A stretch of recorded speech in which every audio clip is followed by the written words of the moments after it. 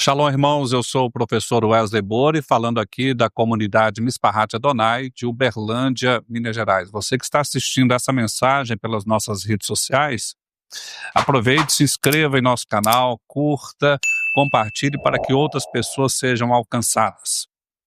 Meus irmãos, eu não sei como foi o seu encontro com Yeshua, mas eu gostaria de dizer que se você encontrou com o Senhor, você é uma nova pessoa. Você não é mais a mesma pessoa.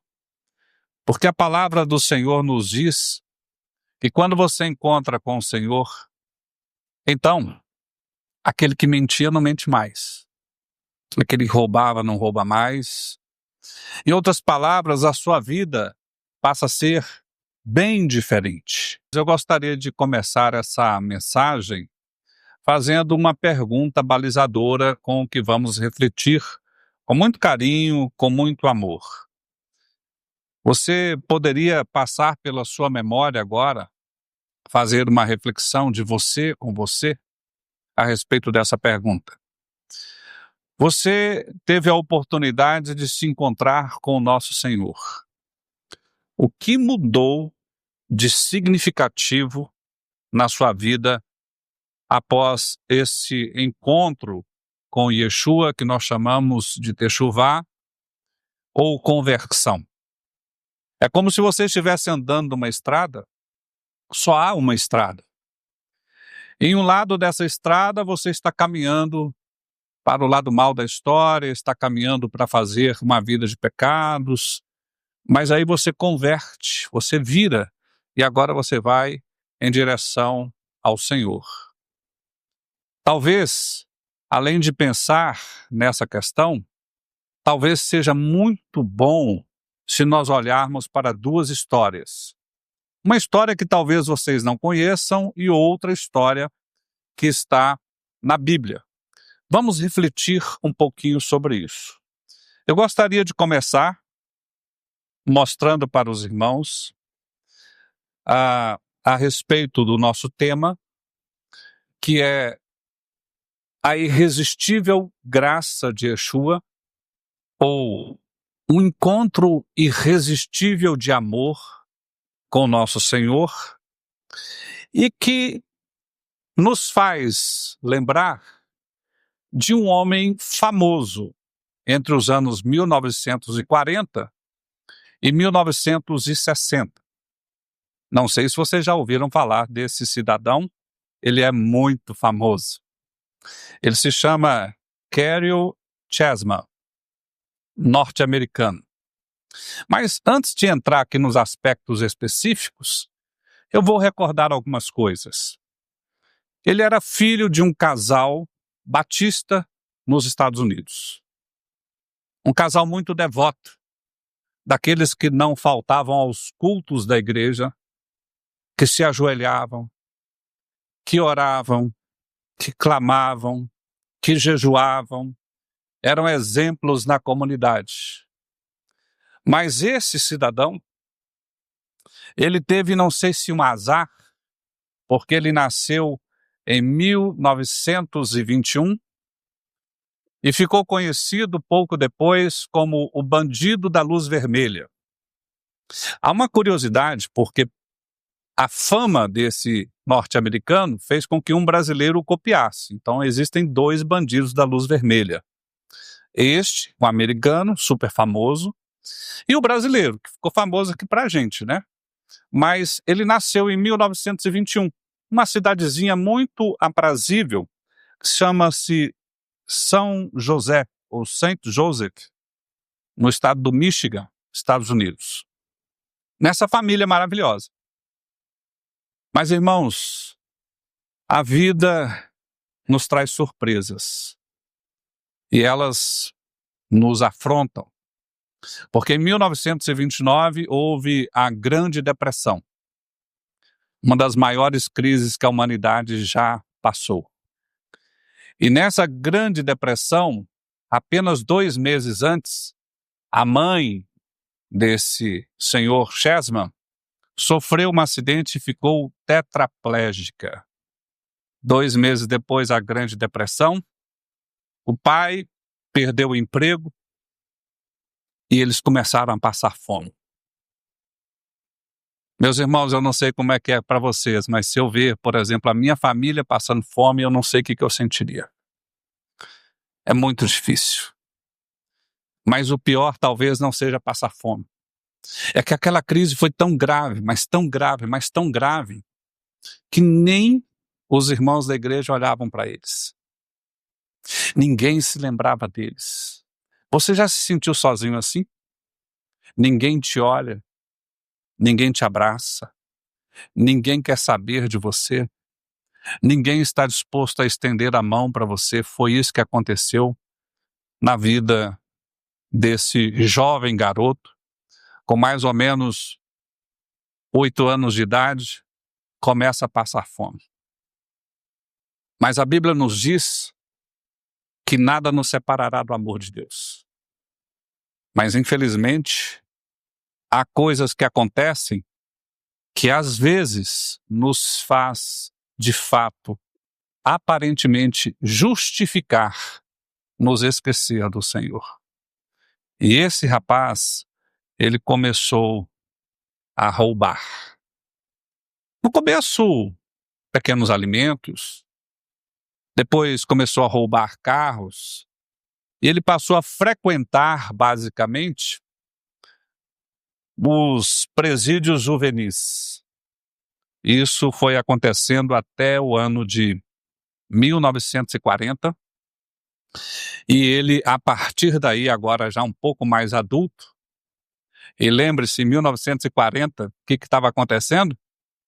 Segunda Guerra Mundial. Já pensou? Eu não sei dizer assim se é azar, né? Mas o fato é que as coisas vão acontecendo, né? Para ele isso aconteceu, talvez para você esteja acontecendo outra coisa, outra história.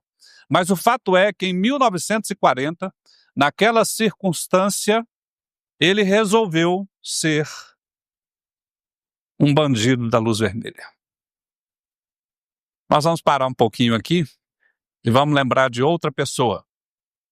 Esse é o Rabi Shaul, de acordo com a inteligência artificial. Não sei se a imagem dele realmente era assim, né? Mas nós pesquisamos, dizem que ele era mais ou menos assim. E o Rabi Shaul, ele viveu num tempo, há mais ou menos 2000 anos atrás, e viveu numa circunstância também muito grave. Porque veja, imagine o seu país, o nosso país, invadido por outra potência de pessoas que não acreditavam no Deus Altíssimo. Aliás, muitas vezes profanavam as coisas do Deus Altíssimo. E Rabi Shaul, ou como você o conhece, o apóstolo Paulo, ele era considerado um rabino, né? E por causa disso, ele era basicamente uma pessoa exemplar num tempo de muita corrupção e muita guerra. Aliás, ele era fariseu, viu, irmãos? Extremamente forte, fervoroso, num tempo romano. Lembrar que Rabi na Bíblia quer dizer mestre ou meu mestre. Aliás, Yeshua muitas vezes foi chamado de Rabi, meu Senhor. Então, rabinos ou rabis, né, eles eram professores itinerantes, assim como o próprio Shaul. E por causa disso, esse rabino, nesse tempo em que era basicamente alguma pessoa assim menos importante, embora na sociedade judaica era muito importante, detinha muito poder, mas ele estava também diante de uma coisa muito grave, e ele se deparou com uma outra questão que impactou a sua realidade. E nós precisamos ver um pouquinho aqui. Embora o Rabi Shaul fosse judeu, ele não nasceu em Israel. Ele nasceu em Tarso, que fica hoje na Turquia. Era um judeu que não nasceu lá exatamente em Israel, mas cresceu em Jerusalém. E foi dada a ele uma educação extremamente primorosa. ele tinha uma visão muito clara do que era certo e do que era errado. E era dado a ele uma visão muito clara de que ele deveria ser uma pessoa extremamente firme na sua caminhada. Ele foi criado e educado aos pés do renomado Gamaliel. Aliás, nós temos muitas referências a este também Rabi Gamaliel, um homem espetacular. Esse homem, Rabi Shaul, que você conhece como Paulo, ele era judeu da tribo de Benjamim e tinha uma outra característica dada a importância dele. Ele era israelense, mas tinha cidadania romana. Portanto, era uma pessoa muito importante, entende, irmãos? Absolutamente importante. Há uma terceira característica que devemos falar sobre ele, é que Rabi Shaul, ele era muito, muito zeloso com relação às leis judaicas, à tradição judaica, e Rabi Shaul viveu num tempo que, além de ser um tempo em que esse povo era dominado pelos romanos, também havia o fato de que Yeshua chegou na terra. Era este tempo.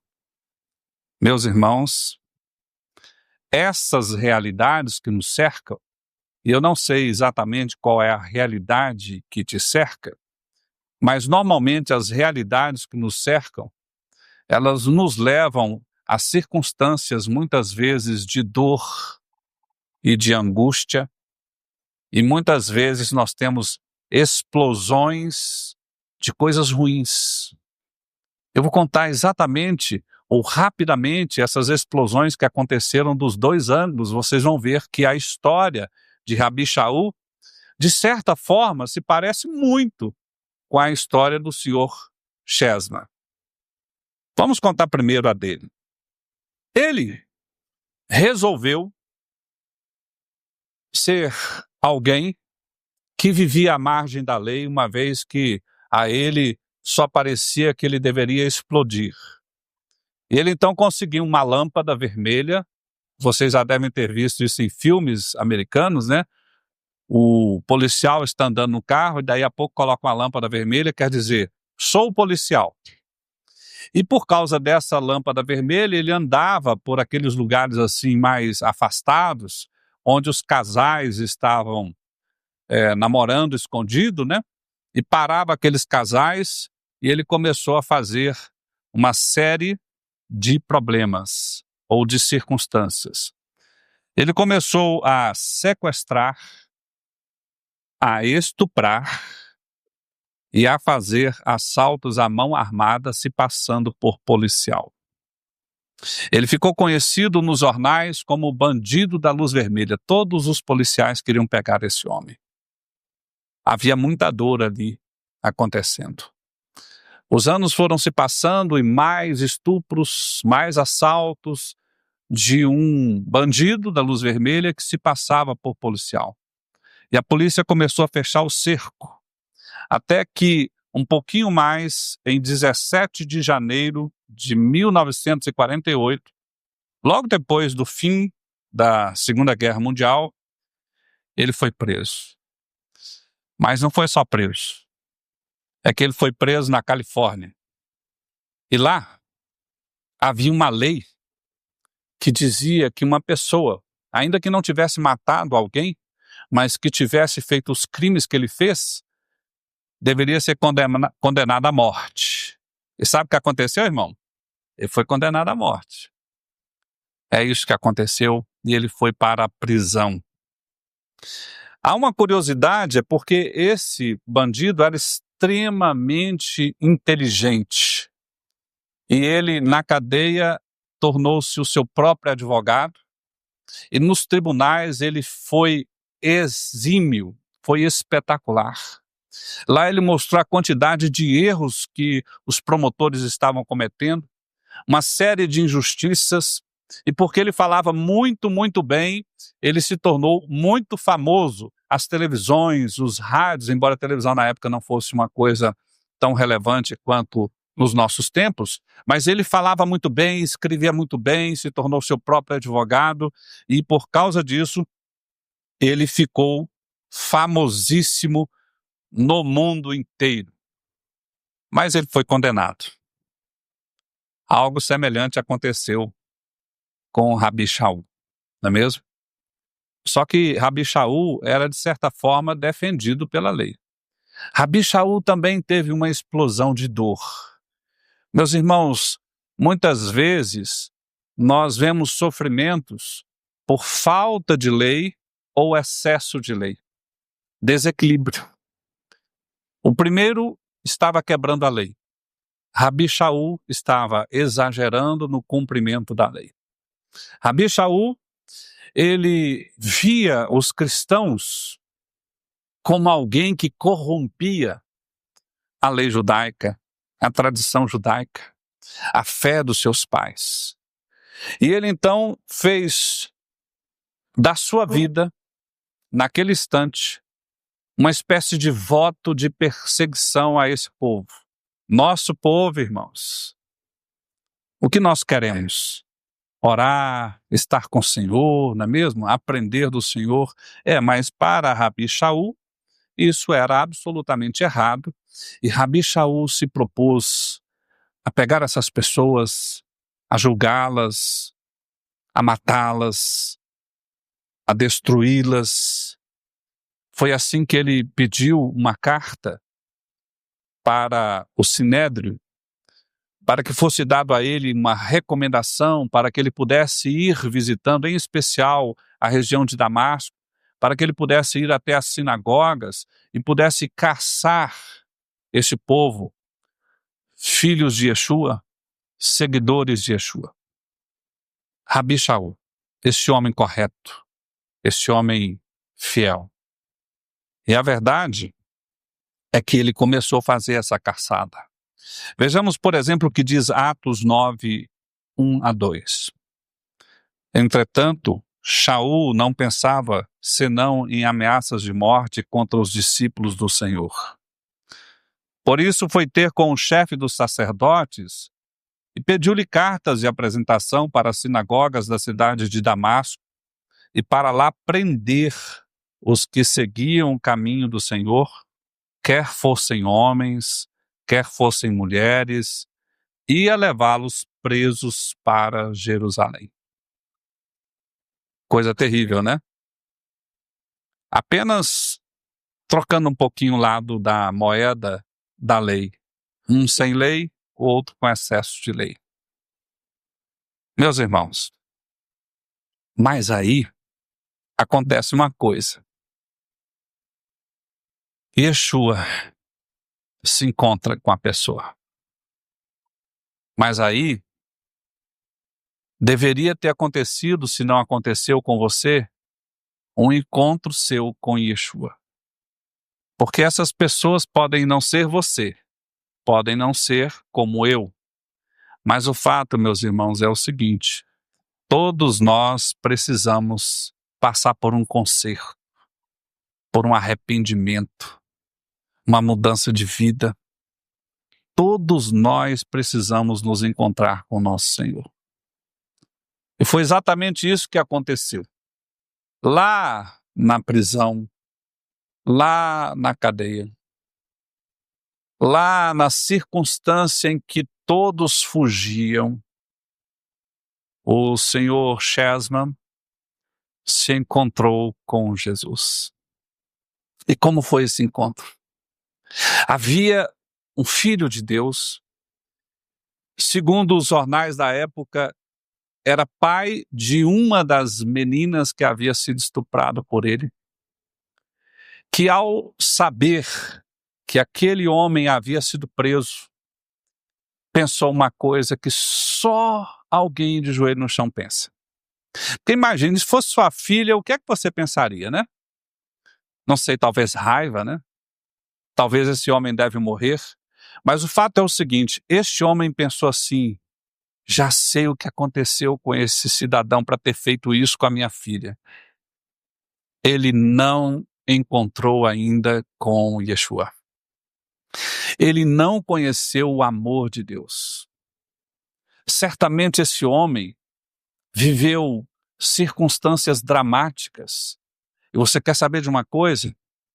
O propósito da minha vida é basicamente mostrar aos outros, através da minha vida, que Deus existe, que Deus é grande, que Deus tem um amor tão maravilhoso por meio da minha vida. E esse homem se propôs a ir na prisão, em primeiro lugar, para perdoar aquele que havia feito mal à sua filha. E não só isso, pedir permissão a esse homem para orar com ele, chorar com ele, estudar a palavra do Senhor com ele e dizer para ele que eu seja canal na sua vida para demonstrar que Deus te ama e você pode ser perdoado pelos seus pecados na vida factual. E esse homem fez isso. Os escritos do Sr. Sherman, ou do Sr. Chessman, declarando e descrevendo isso, são impressionantes. Às vezes, o Senhor se encontra com você, não com Ele diretamente, mas por meio de pessoas como você, como eu, que demonstra na vida dessa pessoa que o Senhor nos ama de verdade a despeito do tamanho do seu pecado. Se houver arrependimento, haverá, portanto, uma transformação. E, incrivelmente, isso aconteceu. Este homem mudou de vida. Ele começou a escrever uma série de livros. Tem 4 livros dele que são best-seller mundial, internacional. Você pode comprar até nos nossos dias. É impressionante os relatos que o Sr. Chessman diz, e mais impressionante ainda, os relatos em que ele fala sobre aquele homem que nós não sabemos qual é o nome dele, aquele homem que todos os dias estava na prisão. Era um homem que deveria odiá-lo, mas estava lá. Ele descreve os momentos em que chorava, os momentos em que ele via a culpa, os momentos em que ele via que ele estava numa circunstância em que deveria haver justiça porque ele realmente fez muito mal, os momentos em que ele dizia: eu quero a redenção do Senhor. E isso impressionou tanto o mundo ao seu tempo, que pessoas absolutamente famosas começaram a clamar pela vida desse homem. Como pode uma pessoa com arrependimento tão profundo ser agora morto? Por causa da vida deste homem, o mundo todo começou a questionar se de fato a pena de morte era aceitável. Veja os nomes de pessoas. Papa João 23, e veja, ele não era católico. Albert Camus, etc, etc, etc. A lista é enorme. Mas, de certa forma, nesse encontro com Yeshua, ele mudou comportamento, pensamento, sentimento e atitude. Meus irmãos, isso também aconteceu com Rabi Shaul. Rabi Shaul estava andando em direção a Damasco para fazer a maldade que ele imaginou. Mas nessa caminhada, em frente à cidade de Damasco, um pouquinho antes, na verdade, aconteceu que o Senhor, Yeshua, apareceu para Shaul. Coisa linda, né? Esse encontro, ele é descrito na Bíblia com muitos detalhes. E Rabi Shaul se arrependeu dos seus maus caminhos, compreendeu que Yeshua era de fato o Mashiach, e de fato, ao ver isso, ele se rendeu e se tornou o rabino apocalíptico judaico-messiânico. Vamos ver um pouquinho o que diz a Bíblia. Atos 9, 3 a 6 diz: mas quando ia de viagem, já perto de Damasco, Shaul viu-se de repente envolvido pelo clarão de uma luz que vinha do céu. caiu por terra e ouviu então uma voz que dizia: Shaul, Shaul, por que me persegues? E ele perguntou: Quem és tu, Senhor? E a voz respondeu-lhe: Eu sou Yeshua a quem tu persegues. Levanta-te, entra na cidade e lá te dirão o que deves fazer. É assim que vai acontecendo, né, irmãos? Nós vamos vivendo esse mundo de pecado e muitas vezes até parecendo que nós estamos vivendo um mundo de arrependimento, de techuvá. Mas nós temos diversos outros textos aprofundando esse exemplo aqui que nós estamos falando. Eu peguei um deles para descrever um pouco mais. Está em Gálatas 1:15 a 17. Diz assim Shaul: Mas quando aprove a Deus, que desde o ventre de minha mãe me separou e me chamou pela sua graça, revelar seu Filho em mim, para que eu pregasse entre os gentios, não consultei carne e nem sangue, nem subi a Jerusalém para estar com os que já antes de mim eram apóstolos, mas parti para a Arábia e voltei outra vez a Damasco. Meus irmãos, será que de fato é possível ficar igual quando você encontra o Senhor? Mas o fato de você se arrepender vai te livrar do salário do pecado aqui na terra, fisicamente? Porque o Sr. Chessman foi condenado à morte. E ele, de fato, morreu. Mas veja o que aconteceu no final da vida dele. O Sr. Chessman, ele conseguiu adiar 8 vezes a sua execução. Mas chegou o dia 2 de maio de 1960, ele já estava ali para ser executado. Até iria conseguir um 9º adiamento, mas teve um problema de comunicação e ele morreu. O fato é que isso aconteceu às 10:03 da manhã e por alguma coisa em torno de 5 minutos ele teria sobrevivido e provavelmente teria ganhado um perdão. O mundo todo começou a questionar e durante cerca de 10 a 15 anos se falou sobre isso.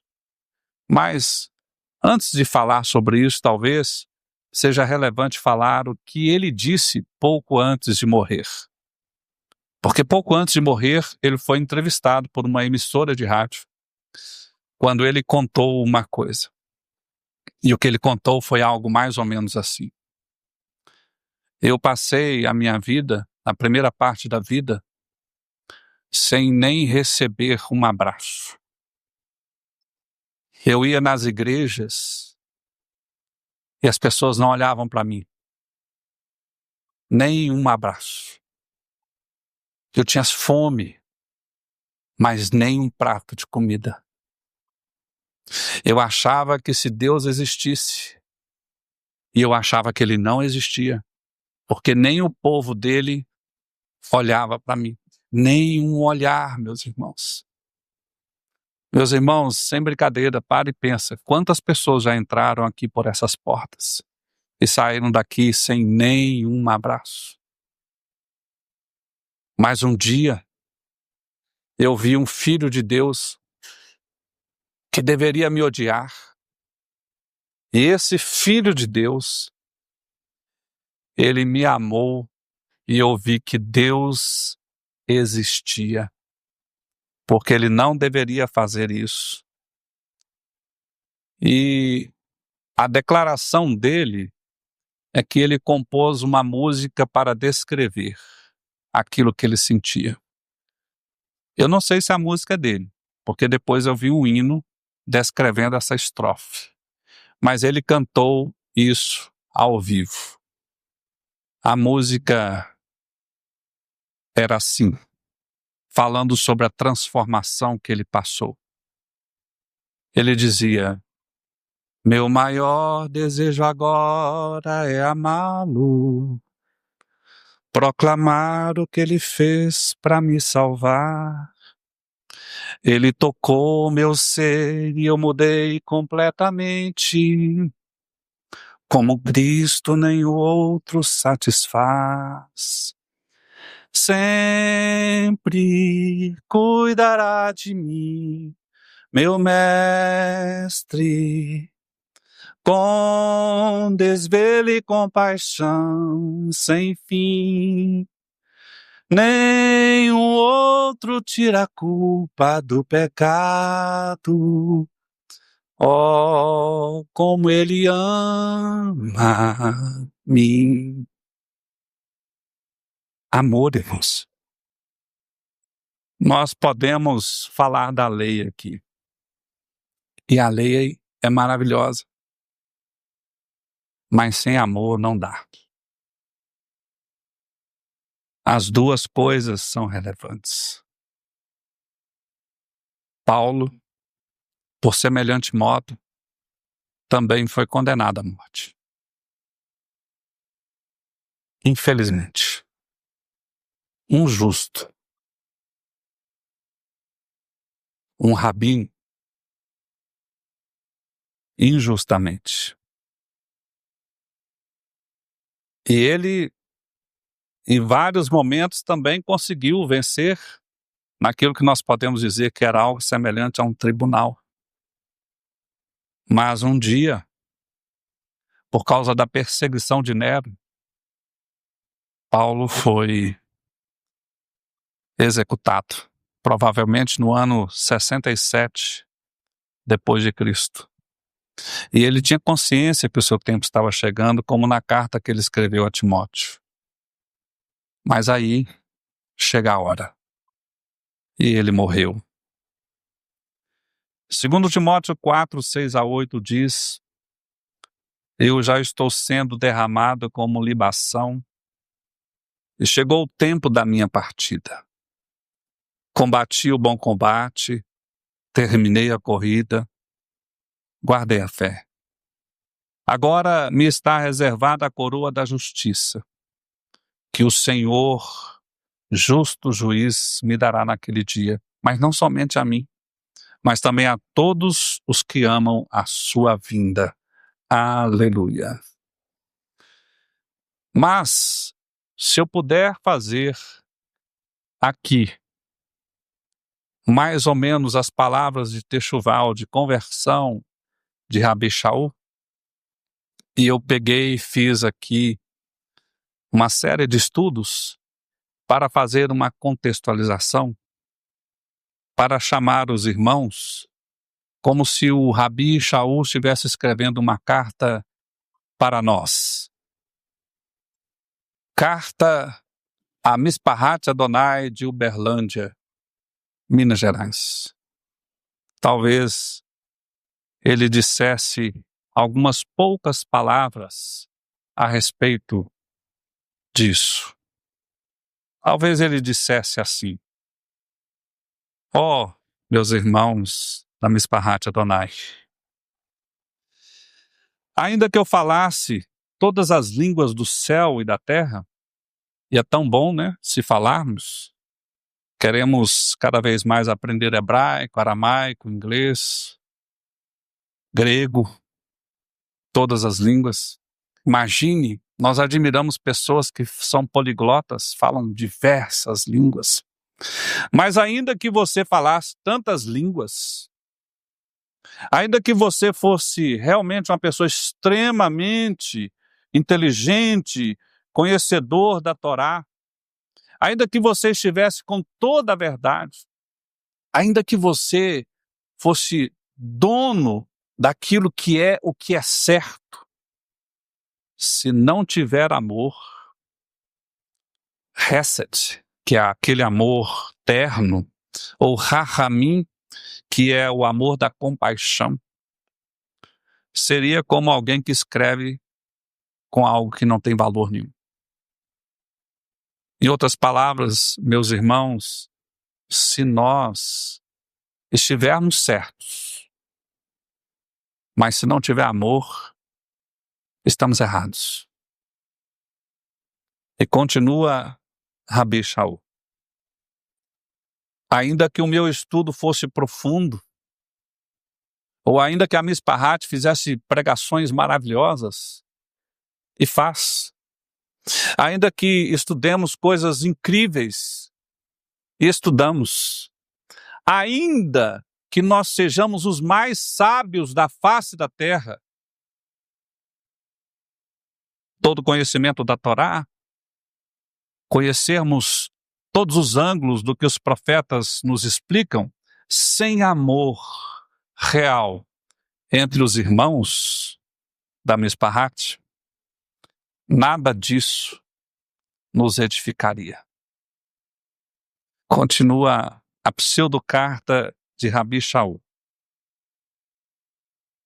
Irmãos, se você resolver entregar tudo que você tem, ser o maior doador dessa igreja, se você resolver com isso alimentar todos aqueles que são necessitados, se você se oferecesse ao serviço aqui da congregação em todas as áreas que você se propor, se você não perder nenhum jejum, se você se propor a estar em todas as reuniões de oração, ainda se você fizesse tudo isso, mas isso não for feito com ternura, com interesse genuíno na vida do outro irmão, tudo isso seria meras palavras vazias.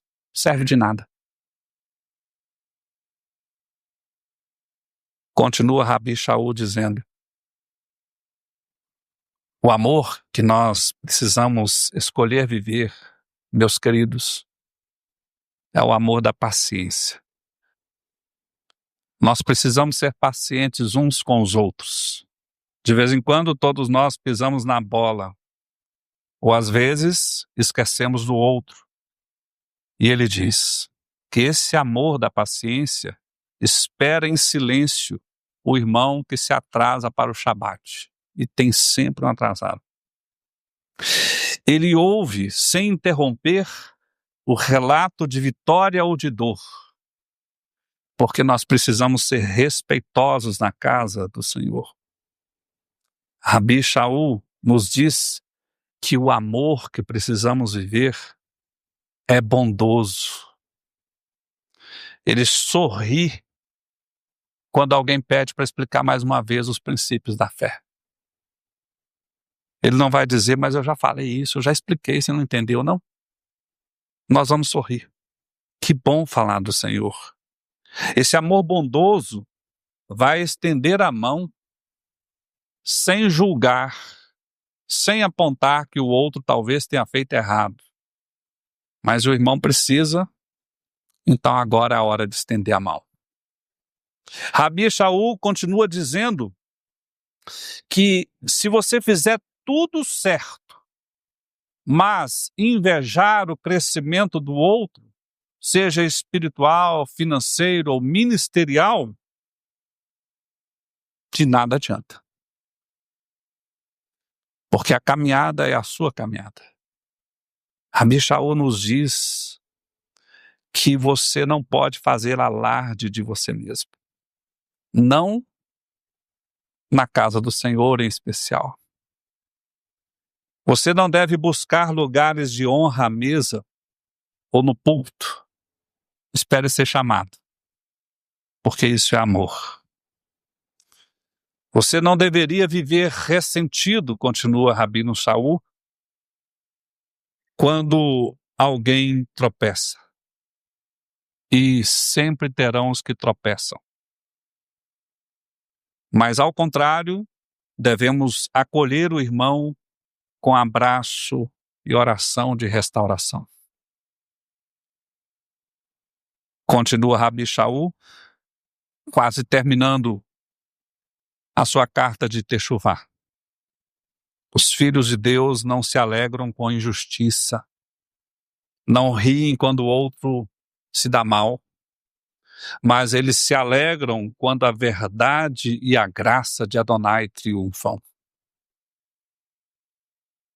E por fim, quase terminando, Rabi Shaul diz que por amor tudo sofremos, tudo cremos, tudo esperamos, tudo suportamos. E quais são os suportes, irmãos, que devemos ter?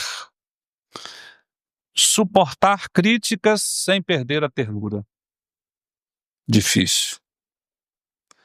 Acreditar no potencial dos membros da igreja, mesmo que às vezes não pareça que vai dar certo. Esperar com fé a vinda plena do nosso Senhor e o seu reino aqui na terra. E devemos sofrer juntos em tempos de provas, como se nós fôssemos de uma mesma família, e Mispahat Adonai é família de Deus. Rabi Shaul ainda falou 3 coisas. Ele faz aqui uma alusão de quando você era criança. E eu fico sempre lembrando disso, quando eu era criança. Dá uma vontade de voltar a ser criança, né? Poder estar no colo de papai, de mamãe, protegido. E ele dizia, quando ainda éramos crianças na fé, pensávamos e agíamos como criança.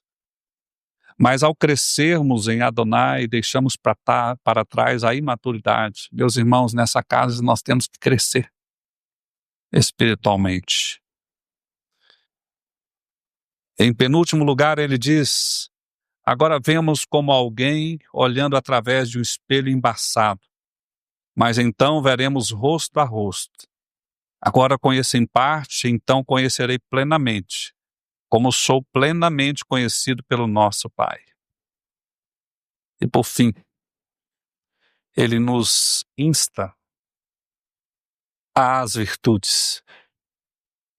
Agora, irmãos da Mispahat Adonai, permanecem essas 3 virtudes: fé, esperança e amor. Mas o maior destes é o amor. O Hesed que brota no coração de Adonai em nós.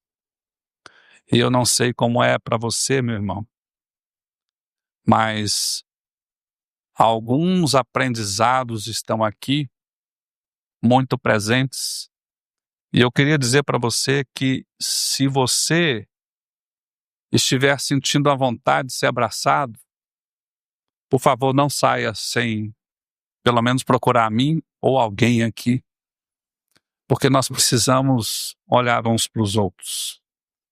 Olhando para essas 2 histórias, nós vemos uma coisa interessante.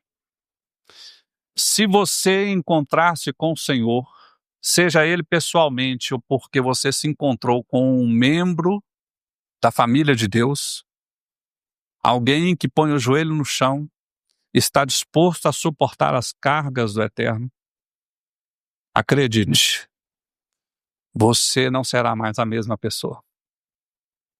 E talvez esse seja o verdadeiro grande desafio. O desafio de realmente estarmos dispostos a sermos imitadores do Eterno aqui na Terra, no que é possível para você fazer, para que as pessoas possam dizer e apontar para você, ali vai o Filho de Deus. A segunda coisa, meus irmãos, é que a gente pisa na bola. Mas uma coisa que o Senhor faz conosco o tempo todo é perdoar. Você já imaginou se o Senhor não perdoasse aquele bandido da luz vermelha? Como seria? Você já imaginou como seria se o Senhor não perdoasse Rabi Shaul por causa dos massacres que ele fez? Mas são essas 2 pessoas que aqui no nosso caso especificamente tocaram milhões e milhões de vidas. Pessoas que por meio da sua vida perdoada, mesmo que o salário do pecado fisicamente tenha sido cobrado, mas essas pessoas, pela sua mudança, foram perdoadas pelo Senhor e também, ao receber perdão, ofereceram também para esse mundo o exemplo de perdão, que nós também precisamos viver. Porque o perdão, meus irmãos, é o início da jornada da fé.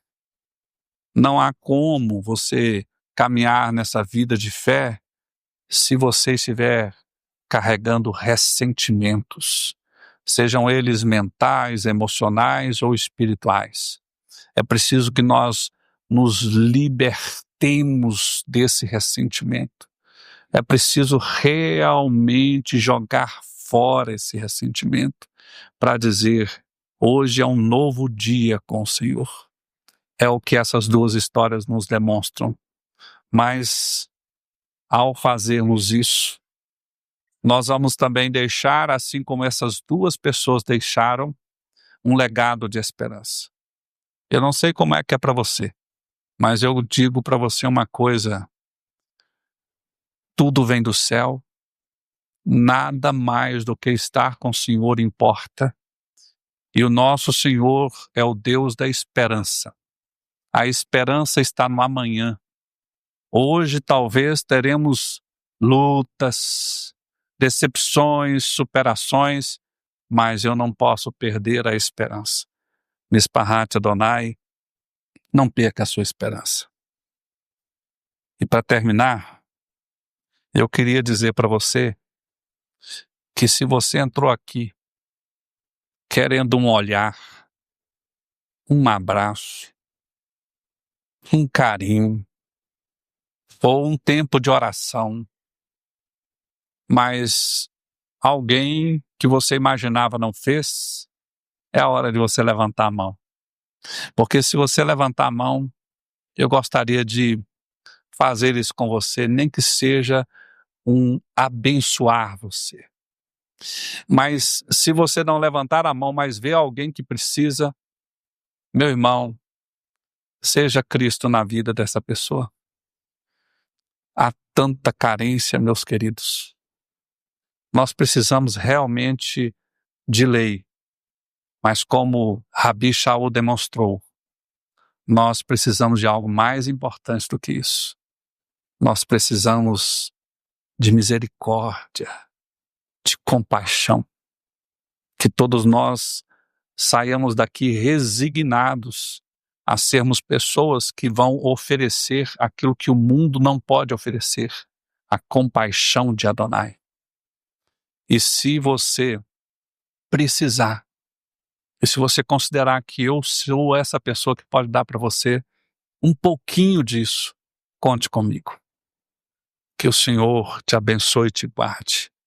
Senhor, meu Deus, no mundo de desesperança, no mundo em que muitas vezes as pessoas têm justificativas muito plausíveis aparentemente para fazer o mal, que elas possam se encontrar com Yeshua, que elas possam ter um encontro verdadeiro e fazer uma techuvá, para que nós também possamos falar semelhantemente a Paulo e até mesmo aquele bandido que cantava que o meu maior prazer agora é amá-lo.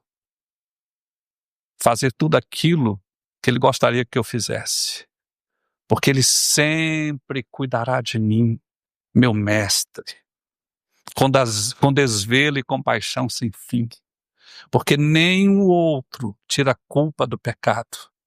Oh, como ele ama a nós.